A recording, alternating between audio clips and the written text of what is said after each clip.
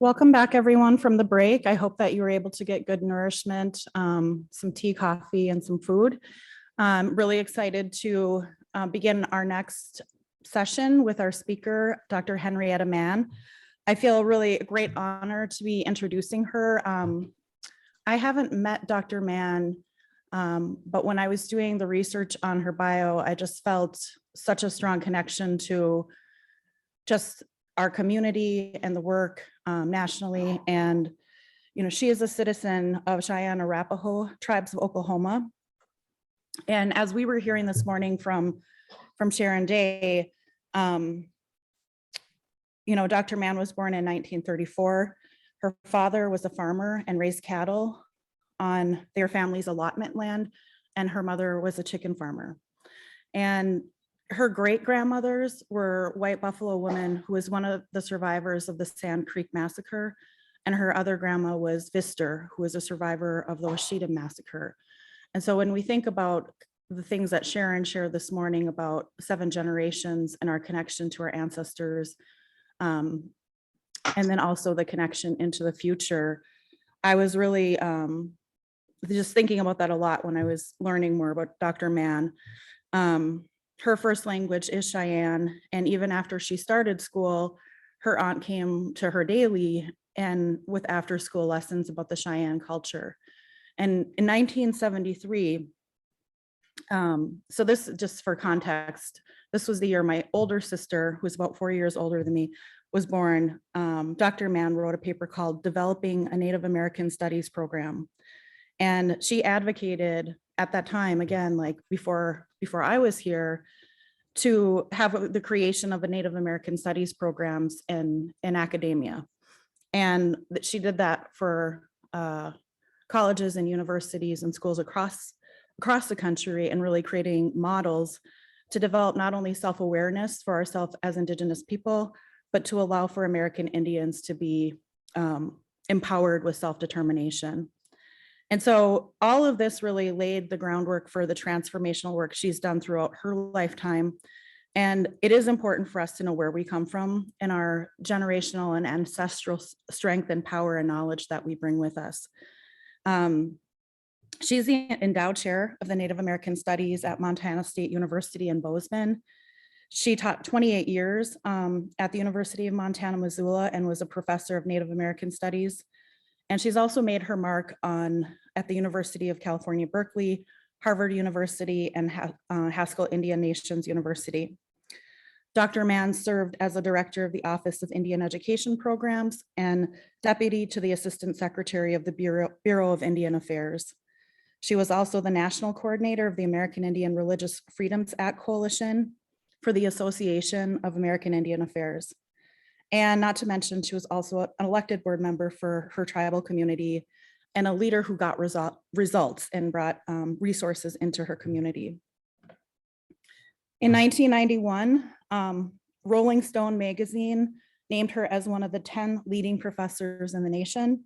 And she has been an interviewee and consultant for several television and movie productions, and has lectured throughout the United States and in Mexico, Canada, Germany, Italy, and New Zealand.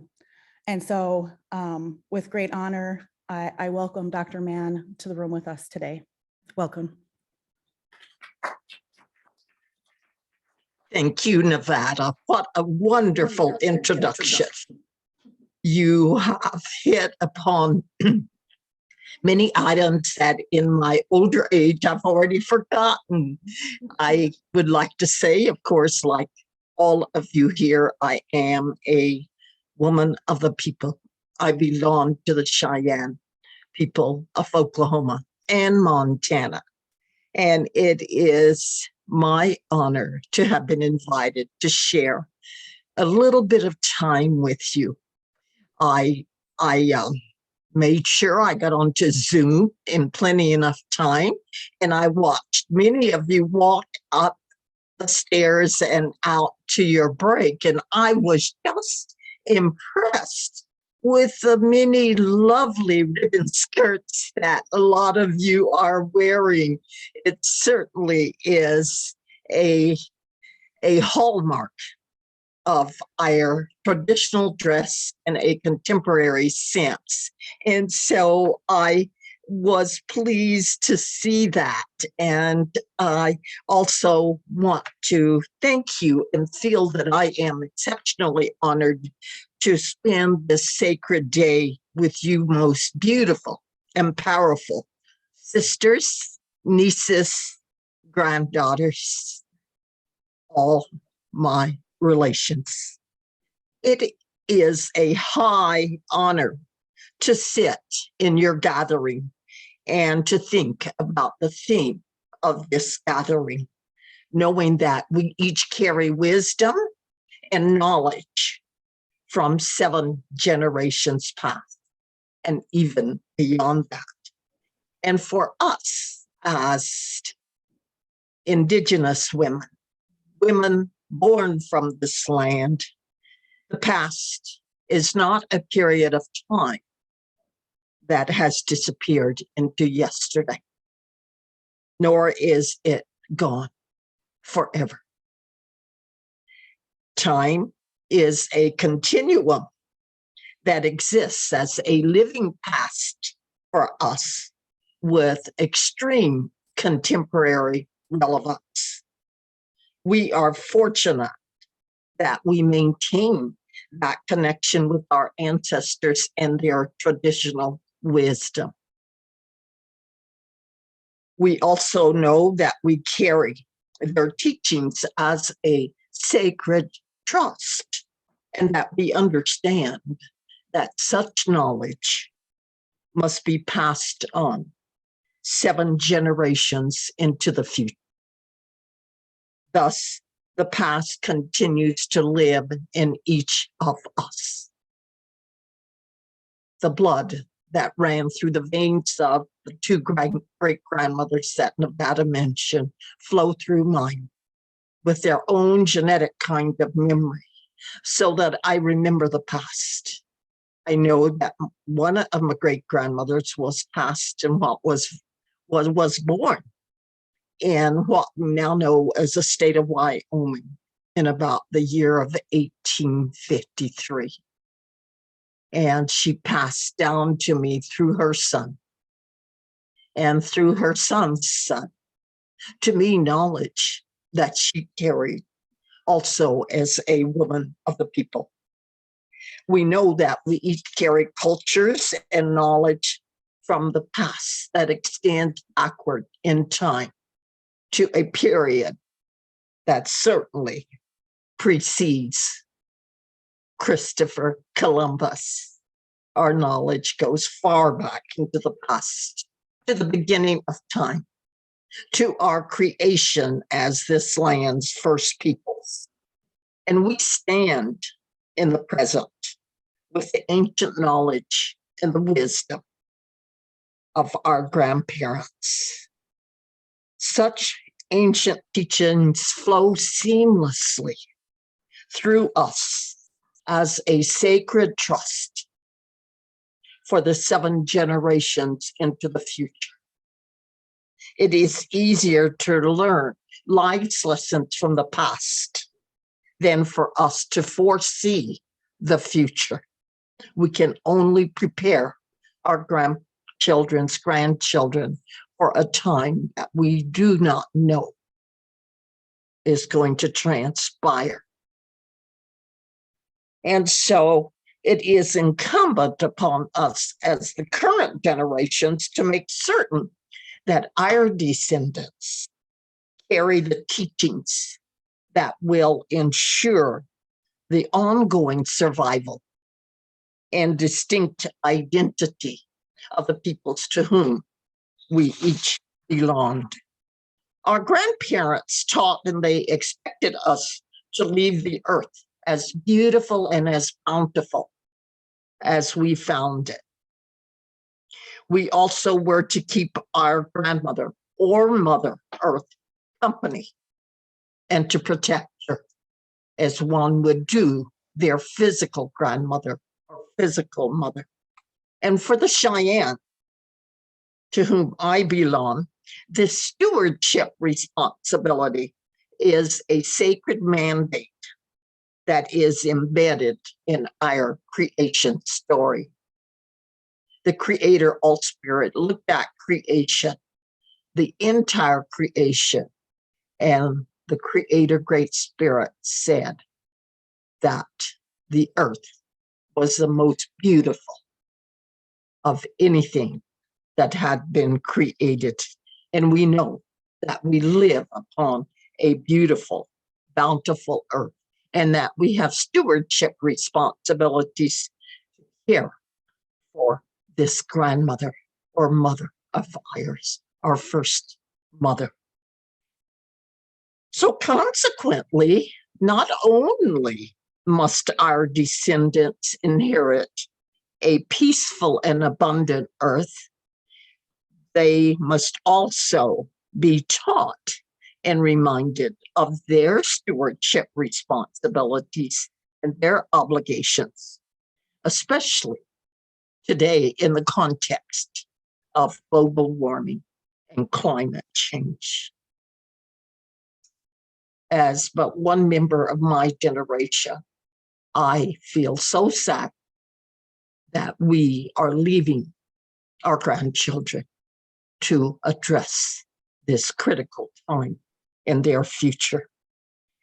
And like you today, I continually assess the legacy that I am leaving my great, great, great grandchildren who have yet to make their life journeys on earth. Very fortunately, I have lived long enough to experience the joy of having one great granddaughter. Her name is Rising Sun.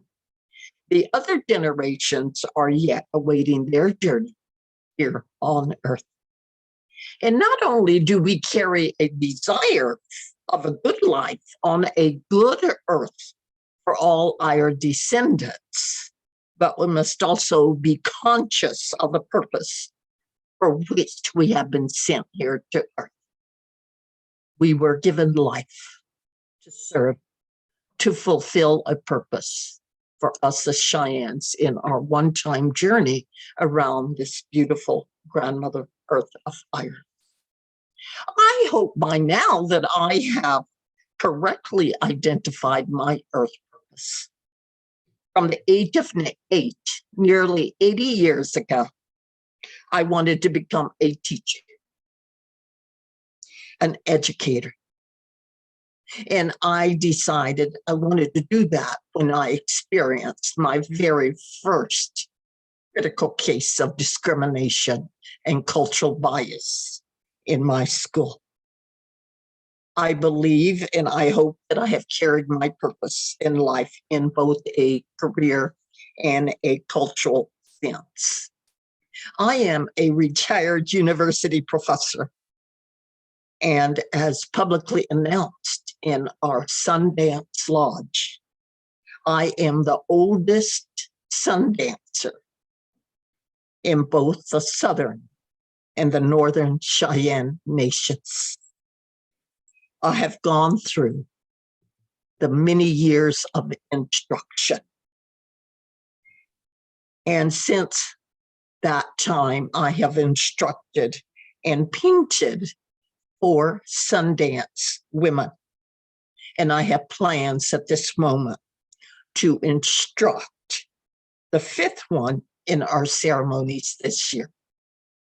We have to go through our ceremonies 4 years in order to be qualified. And so I have spent 4 years each with 4 different women. And so such cultural participation are best carried out in our language, which is an expression of culture. Without language, there would be no cultural expression. Our heartbreak continues every day, every time we think of the frontal assault upon our languages by the non-Indian, assimilationist-oriented reservation and off-reservation boarding schools. that many of our parents and grandparents attended. Our beautiful sacred languages bore that frontal assault of assimilation. On a more positive note, I am one of a handful of teachers in our tribe's Master Apprentice Language Program, which represents my 7th generation commitment to our ancestors and to our descendants. The junior apprentices learn language in the context of culture and history. I enjoy telling them about our trickster called Vihil. Vihil means the Anglo race, but it also means a spider. So that Vihil means the spider white. Put them together. And so these Vihil stories, our trickster stories, are told not only for entertainment, but they also provide models for both appropriate and inappropriate behavior. Every good-hearted Cheyenne must also learn the culturally appropriate values that help maintain good interpersonal relationships, harmony, and balance within the nation. Role modeling is one way to teach, especially in childhood. However, wisdom keepers also have a responsibility for teaching culturally embedded principles that mandate ethical behavior. Let me share the 7 teachings that we emphasize in terms of how we are to be. Humility. Enowa means humility. We must each walk naturally in quiet modesty without pride and be very humble in our every action and thought. Patience in our language is our parents want us to learn patience by emulating the actions of our chiefs and members of our spiritual community. They are the perfect role models that we must pattern our lives against. They are the personification of calmness and endurance, who never show irritation. One of the chiefs of our nation, and when they assume office, are told you must be of a calm, patient character. You must walk in humility. Even if you see your very child killed before you, you must not exhibit any anger, but instead pick up your pipe and smoke it. Sundance women are also taught to be humble and to be patient, because we do model the best of Cheyenne behavior every second, every minute, every hour of the day. And we must never show any irritation.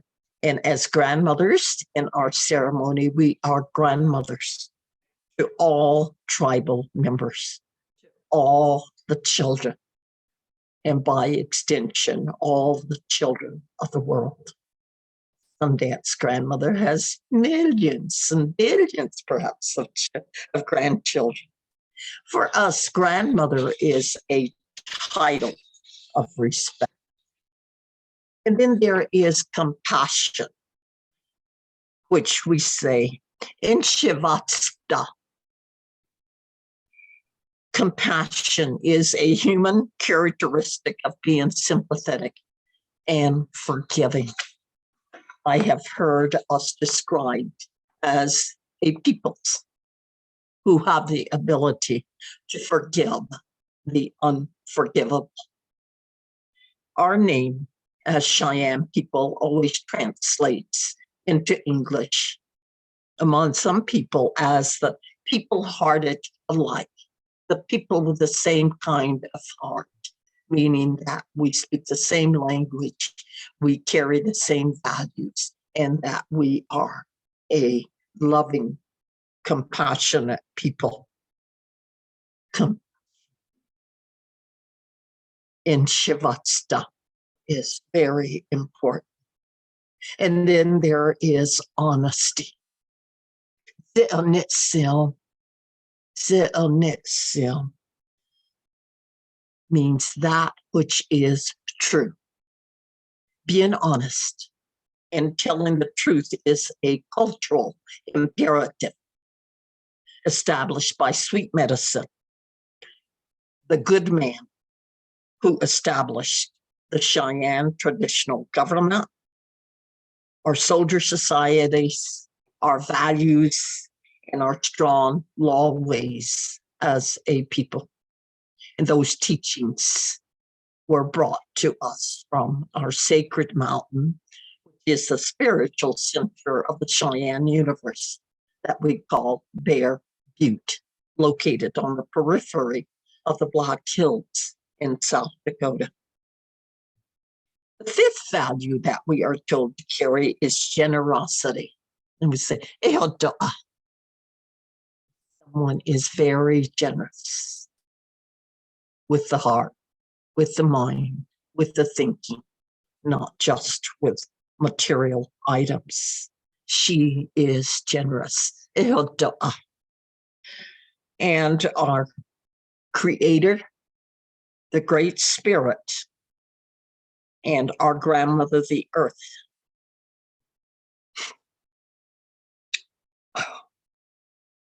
were made to give us a place to call home, a sacred place in which we are spiritually rooted. Grandmother Earth is the epitome of generosity, who has provided for our every need since the beginning of time. Hers was the first giveaway, is a hallmark of the First Nations of this land.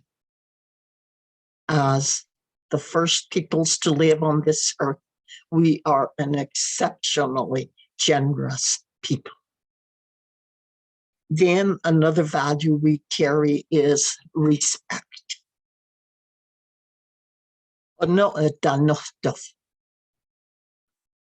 Respect is one of the most powerful principles that we carry as human beings. We are taught to respect the earth in all life, in an all-encompassing embrace of our vast, interdependent universe. There is another word called Hana, which my great-grandmother used in her prayers. To begin her prayers, she handed down to me. And I always begin my prayer with the word Hana, which means respect, but it also carries with it a mutual sense of responsibility. The responsibilities that we each carry as we walk through life. And finally, there is love.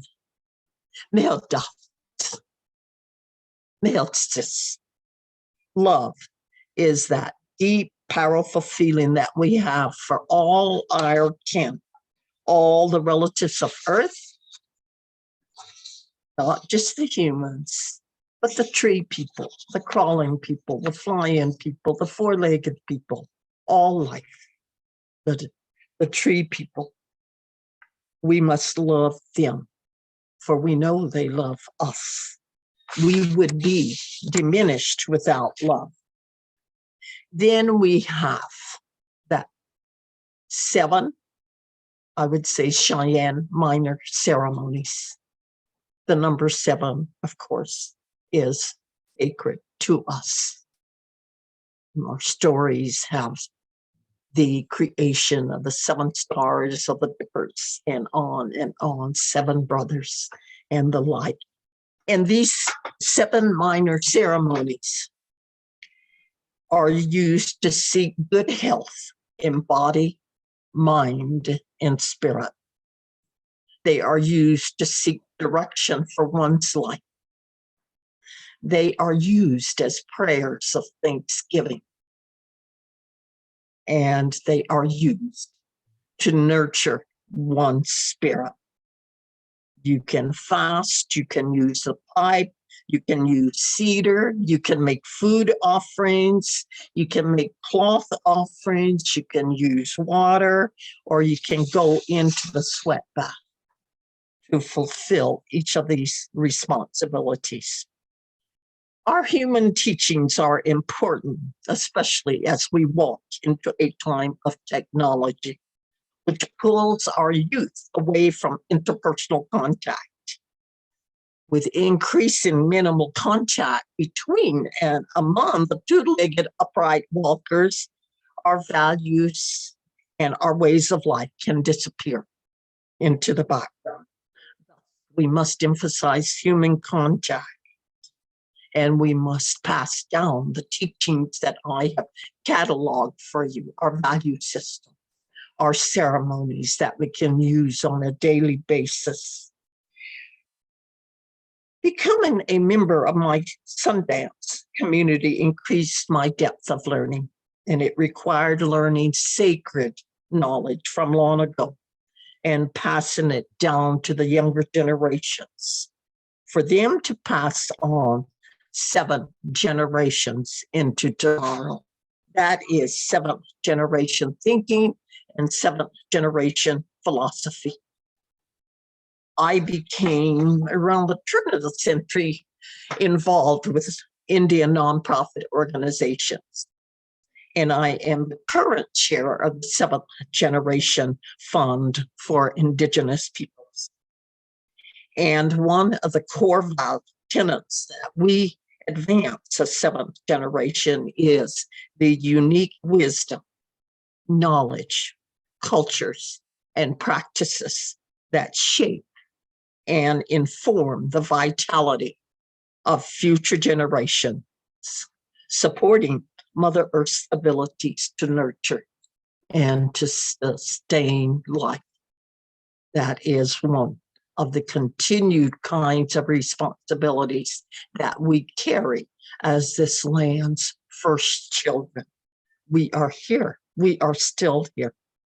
And so there is that responsibility that we must continue to carry as a sacred responsibility so that our young people can also know the beauty of our ways as this land's First Nations.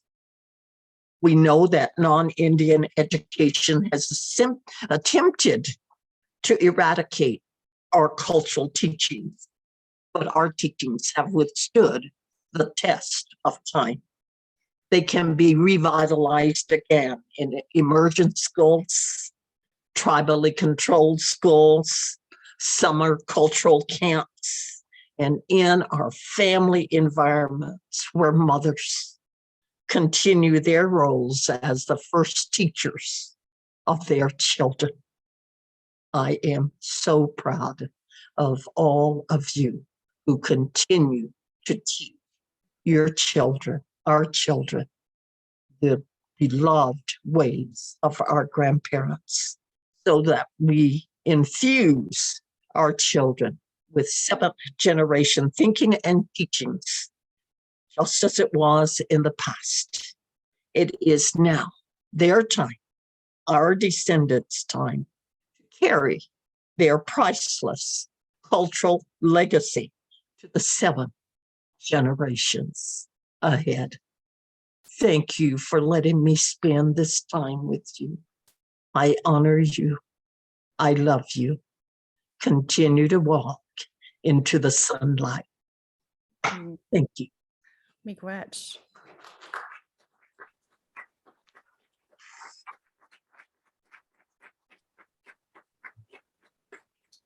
So Dr. Mann, we have about 5 minutes or so to do Q&A from the audience. And as we walk around to ask some questions, I'm going to take the opportunity that I have with the microphone just to say that I just think that the work you've done in your life is so incredibly powerful. And I'm currently working here in the state of Minnesota to address educational disparities. We have the worst in nation educational disparities in the state of Minnesota, which is not something we should be proud of at all. And particularly for American Indian students, we're at the very bottom. And so when I think about that, like I'm working on a constitutional amendment for the state constitution to guarantee a right for all children to have quality public education. And in this, like changing the foundation and framework of education, we have the opportunity to create a new future, right, for our generations to come. Certainly And so my question to you is just like some words of wisdom, insight, like if you are visioning to the future of education, what does that look like? What are your thoughts about that? That is a wonderful question, Nevada, but I don't know that we have time for me to answer it in the way that it deserves to be answered. That's fair. The future for our young people, that is so important. I know of one state that has emphasized and adopted a constitutional amendment to incorporate the teachings of its indigenous peoples that live there in the state of Montana. They have what they call Indian Education for All, which is required of everyone at any grade level in the school system, including higher education. Looking like me, I envision it as our children having the opportunity to be regrounded and put their roots deeper into this land by learning their histories, how they were educated, competency-based education, continuing to have their values emphasized, looking at and studying the very strong philosophies that are ours as this land's indigenous peoples, philosophies that have been developed over time and over the generations, 7 generations past, so that the 7 generations that have yet to come to walk on earth look like the kind of nations and individuals who love this land, who respect this land, who love who they are, who get to, for once, study their ways of life, which has given a foundation and should be a foundation for all educational systems of this nation's schools. A bicultural kind of education with summer reinforcement or reinforcement at home that makes our young people love who they are as our beloved grandchildren. Miigwech for those wisdom words. Do we have any other questions from the audience up here?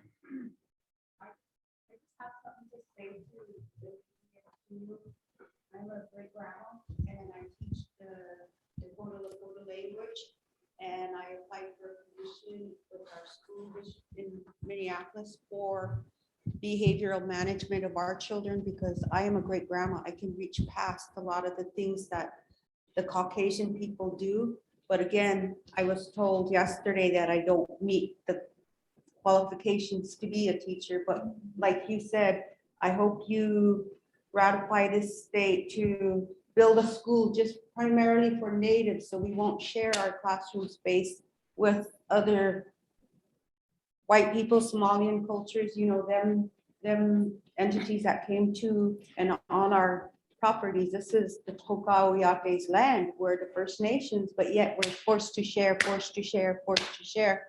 And now the Caucasian is teaching our language in our schools, where we as parents should have the right to say something about this. And I'm very adamant on this because my kid goes to school there, and we are traditional in every sense, way, shape, and form. And we've been removed from up north, put in Pine Ridge, and then removed from there and put this way.